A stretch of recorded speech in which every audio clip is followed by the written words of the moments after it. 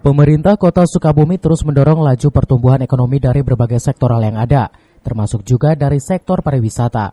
Pemkot Sukabumi mendorong para pelaku pariwisata yang ada di Kota Sukabumi untuk bisa melakukan inovasi agar bisa bertahan pada masa pandemi saat ini.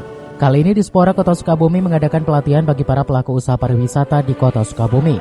Kegiatan yang dijadwalkan berlangsung selama 3 hari tersebut diharapkan bisa menimbulkan kembali semangat para pelaku usaha, khususnya di bidang pariwisata, yang memang sebelumnya sempat vakum oleh kejadian pandemi saat ini.